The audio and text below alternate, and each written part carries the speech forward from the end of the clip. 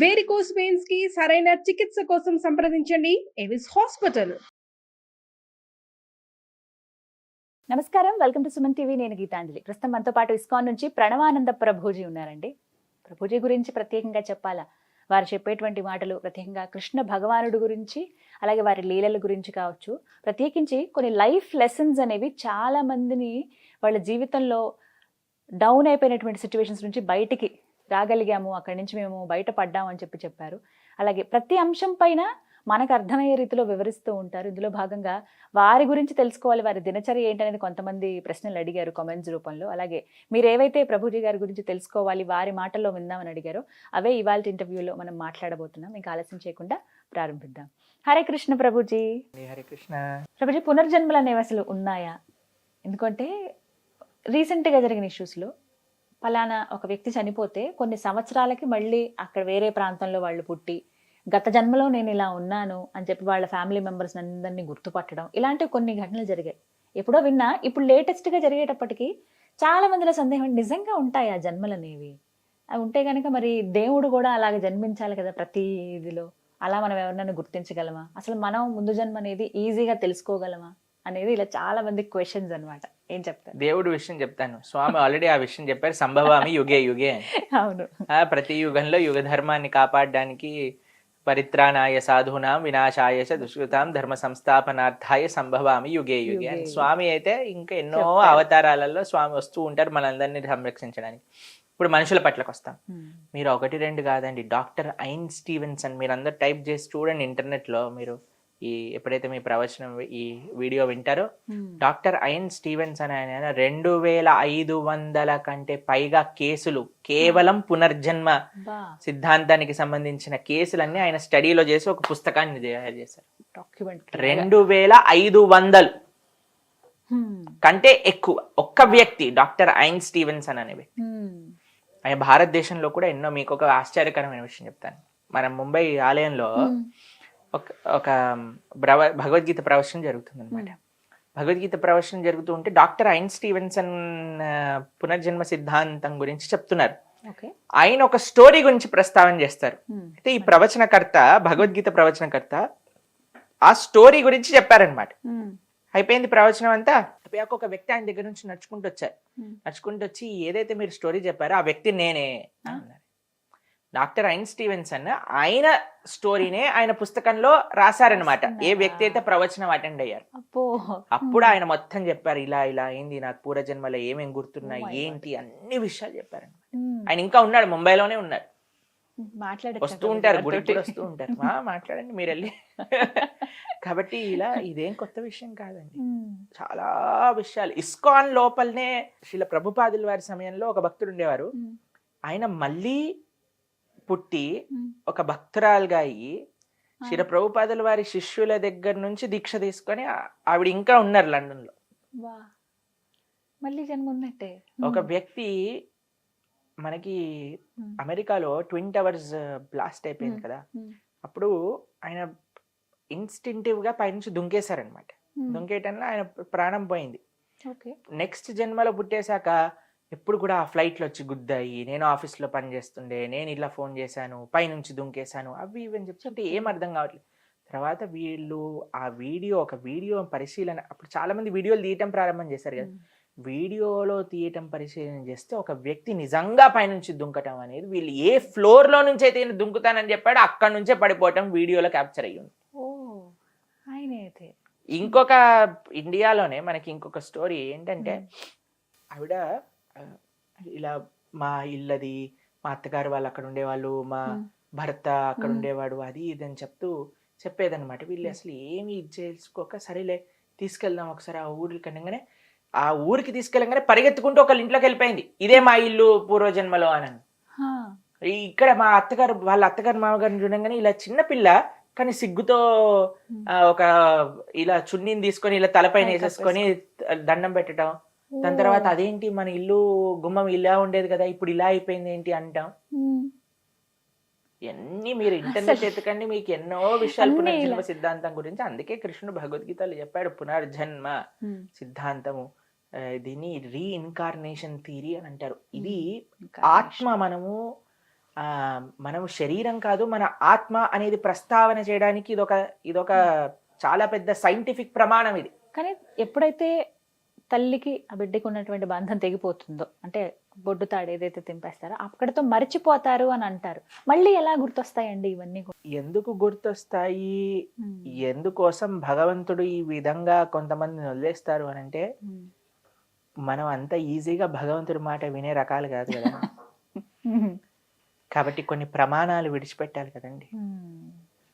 అంతెందుకండి, మీరు మన ఇంట్లో ఉండే పిల్లలకి చూడండి, చిన్నప్పటి నుంచి వాడికి అలాంటి ఎక్స్పోజర్ ఉండదు, వాడికి అది చూపించి, కానీ కొన్ని టెండెన్సీస్ ఎక్కడి నుంచి వస్తాయో కూడా మనకు తెలియదు. ఎక్కడ నేర్చుకున్నావు ఈ అలవాట్లు అని అంటారా? పూర్వజన్మ నుంచి వచ్చినాయి, ఎక్కడి నుంచో కాదు, పూర్వజన్మ నుంచి వచ్చిన సంస్కారంలే ఇవన్నీ కూడా. కాబట్టి మనం ఏం నేర్పించాం, చెడైనా మంచైనా ఏదైనా కొన్ని పూర్వజన్మ నుంచి వస్తూ ఉంటాయి. అందుకే పూర్వజన్మ సుకృతి అని అంటారు.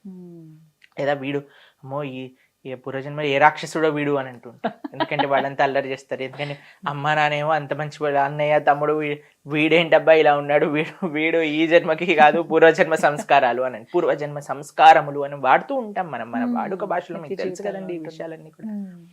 కాబట్టి నియర్ డెత్ ఎక్స్పీరియన్స్ అని ఒకటి ఉంటుంది, తెలుసా మీకు? అందులో ఏమవుతుందంటే, శరీరం పోయే సమయానికి అలా ఆత్మ దగ్గర పడుతున్న సమయం నుంచి ఇలా ఒక్కసారిగా బయటకు వచ్చేస్తారు అనమాట. దాంట్లో చాలా ప్రమాణాలు ఉన్నాయి. మీకు ఒక విషయం అంటే మనిషి చనిపోయే ముందు కొన్ని సంకేతాలు కనిపిస్తాయి. మీకు మా విషయమే చెప్తాను. మీకు మన భక్తి వేదాంత హాస్పిటల్ అని ముంబైలో ఒక హాస్పిటల్ ఉంది. అంటే డైరెక్టర్ మాధవానంద ప్రభు అని ఉంటారు. వారు ఒకసారి వెళ్తున్నప్పుడు ఒక దగ్గర భగవద్గీత చూసారనమాట. మన డివోటీస్ డిస్ట్రిబ్యూట్ చేస్తున్న భగవద్గీత. అయితే భగవద్గీత పక్కన ఒక చిన్న పుస్తకం ఉంది, సెకండ్ ఛాన్స్ అని అంటారు శ్రీల ప్రభుపాదుల వారి లిఖితం అజామిల వృత్తాంతం. దాంట్లో ఏముంటుందంటే, కొంత అజామిల ఇలా బెడ్ పైన పడుకుంటాడు, కొంతమంది యమభట్లు వస్తారనమాట ఆయన దగ్గరికి. అప్పుడు విష్ణుదూతలు, ఆయన నారాయణ అనగానే విష్ణుదూతలు వచ్చేస్తారు, యమభట్లను పంపించేస్తారు. ఈయనకి ఇంకొక ఛాన్స్ ఇస్తారు, హరిద్వార్కి వెళ్ళి తపస్సు చేసుకొని తరిస్తాడు అనుకోండి. అయితే ఈయన భక్తుడు కాకముందు విషయం అనమాట. ఈయన నడుస్తూ వెళ్తున్నారు, చూడంగానే అరే ఇలాంటి వాళ్ళని నేను కూడా చూసాను అని. ఎవరిని చూసి అంటున్నాడు? యమభట్లను చూసి అంటున్నాడు అనమాట. ఇలాంటి వాళ్ళని నేను కూడా నా జీవితంలో చూసాను. ఏమైంది, ఎందుకు చూసాను అంటే, కొంతమంది వచ్చారు నా దగ్గరికి. అయితే మా నాయనమ్మ చెప్పేది, ఇలాంటి ఏదైనా ఇలా భయంకరమైన వ్యక్తులను చూస్తే మనం భగవంతుడి యొక్క నామం చేయమని చెప్పింది. రామకృష్ణ హరి రామకృష్ణ హరి రామకృష్ణ హరి రామకృష్ణ హరి అని వాళ్ళు వెళ్ళిపోయారు. అనగానే వీళ్ళు ఆశ్చర్యపోయారు, సరే ఈ పుస్తకం వీటి గురించి చెప్తుందని ఇస్తే ఆయన తర్వాత డివోటీ అయిపోయారు. ఇప్పుడు భక్తి వేదాంత హాస్పిటల్ డాక్టర్ ప్లస్ డైరెక్టర్ కూడా. కాబట్టి ఇలాంటివి కూడా మనకు తెలుస్తూ ఉంటుంది. కొంతమంది పాపం అప్పుడప్పుడు వాళ్ళ జీపీఎస్ కూడా పనిచేయదనమాట, రాంగ్ పేషెంట్ దగ్గరకు వచ్చేస్తారు, అప్పుడు వాళ్ళని డైరెక్ట్ చేసేయటం వచ్చేస్తుంది. చాలా స్టోరీస్ ఉన్నాయండి అలా. యమభట్లను చూసిన వాళ్ళకి చాలా మంది, ఎంతో మంది యమభట్లను చూసిన వాళ్ళు ఉన్నారు. ఎంతో మంది యమభట్లను చూసిన వాళ్ళు ఉన్నారు. మీరు వీడియోలో ఇంటర్నెట్ లో కూడా చూస్తుంటారు. మీరు కొంతమంది చనిపోయే ముందు ఇలా ఇలా ఇలా వాళ్ళు ఏదో లాగేస్తున్నట్టుగా ప్రయత్నం చేసి ఆయన లాస్ట్ పడుకొని ఇలా బయటకు వచ్చేస్తుంది ఆత్మ. అవుట్ ఆఫ్ బాడీ ఎక్స్పీరియన్స్ అంటారు. మీకు అమెరికాలో జరిగిన ఒక విషయం చెప్తాను. ఒకళ్ళని హాస్పిటల్లో, ఆవిడ అన్కాన్షియస్ స్టేట్ లో హాస్పిటల్కి వచ్చింది. ఐసీయూలోకి తీసుకెళ్లారు, ఆపరేషన్ చేశారు. ఒక 1 day తర్వాత అనెస్థీషియా అంతా పోయాక ఆవిడ మామూలు కాన్షియస్నెస్కి వచ్చింది. కాన్షియస్నెస్కి వచ్చాక మీ హాస్పిటల్ టెర్రస్ నుంచి చూస్తే ఎంత పెద్దగా ఉంటుంది, టెర్రస్ పైన ఎంత బాగా ఇవ్వున్నాయి, టెర్రస్ పైన ఒక పార్ట్లో అంతా ఫుట్బాల్ ఉన్నాయి, హాస్పిటల్లో ఫుట్బాల్ ఏం చేస్తుంది, బాటిల్ ఉన్నాయి, బాటిల్ ఏం చేస్తున్నాయి. డాక్టర్లు అందరూ ఎంత షాక్ అయిపోతారు, ఎందుకంటే ఎప్పుడు ఆ టెర్రస్ ఓపెన్ చేయరు, టెర్రస్ ఎప్పుడు కూడా లాక్డ్ ఉంటుంది. సరే అని నిజంగా ఈవిడ చెప్పేది నిజమేనా అని టెర్రస్ తీసి చూసేసరికి ఫుట్బాల్, బాటిల్లు, చెత్త, ఆవిడ ఎలా అయితే డిస్క్రైబ్ చేసిందో అన్నీ అలానే ఉన్నాయి. ఎప్పుడు చూసావు నువ్వు అని అంటే, అదేంటి నేను 2-3 సార్లు టెర్రస్ పైకి వెళ్ళేసి వచ్చాను అని. ఏమంటారంటే అవుట్ ఆఫ్ బాడీ ఎక్స్పీరియన్స్ అంటారు అనమాట. శరీరం ఉంటుంది కానీ ఆత్మ కొద్దిసేపటి వరకు బయటికి వెళ్ళి వచ్చేస్తుంది అనమాట మళ్ళీ. అలా ఉంటుంది. కాబట్టి near death experience, out of body experience, reincarnation, ఇవన్నీ కూడా మనకి ఒక ఆత్మ ఉన్నది. ఇవన్నీ మీరందరూ ఇంటర్నెట్ లో, సరే అందరికి ఫోన్లు ఉన్నాయి, 5G ఉంది, బ్రహ్మాండంగా సెర్చ్ చేసుకోండి.